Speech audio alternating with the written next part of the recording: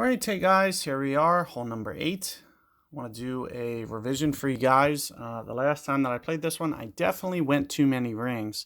Alternatively, you can do a QB shot. Let's see what my opponent does here. You can see that he's probably setting up for this QB shot. We can pretty much guesstimate what his spin's going to be. I would imagine it's going to be essentially full, with probably as much right spin as well. So we can essentially assume that to be true.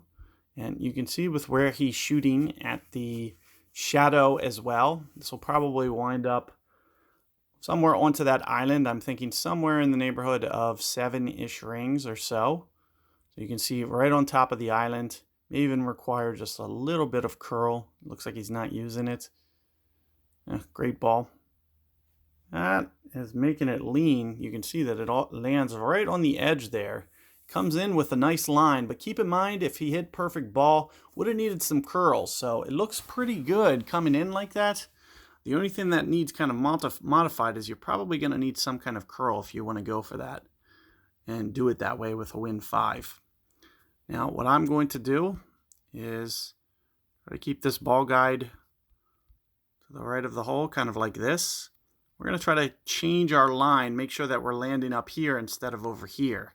The last time I kind of, went too many rings. So I'm going to try to land just a little bit more right, which should be able to help me keep the curl out of this. So I'm thinking maybe 5.5 rings, somewhere in there. So you can see that's a bit about where I'm at, 5.4 rings here. Additionally, I'm just going to go slight on the curl. I also called a great ball. And you can see that it starts cutting in much better. So let's factor in that great ball and say that I went less rings and just went like 4.4 or 4.5 rings. That would have shot right towards the hole.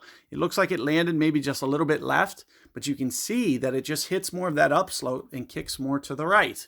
So doing a little bit less of an adjustment is actually going to be favorable. As you can see that it kind of almost helps you counteract that wind a little bit, as I don't need to, and that's one of the things I kind of wanted to, I wanted to make sure that it landed up on that upslope on the left there.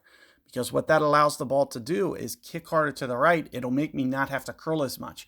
If I great ball to the right and it lands more on that flat, it's going to require a lot more curl to get it more in line with the hole. So keep that tip in mind. Try to get it landing kind of where I am and just kind of hope for the best. This is probably, in my opinion, probably the hardest to get out of this whole set. So hopefully you can be very precise, get that lucky break, because ever so slightly differences seem to change the way that it will kind of deflect to the right or the left based on just fractional changes off that fairway. So keep that in mind. Good luck, and I'll see you guys on 9.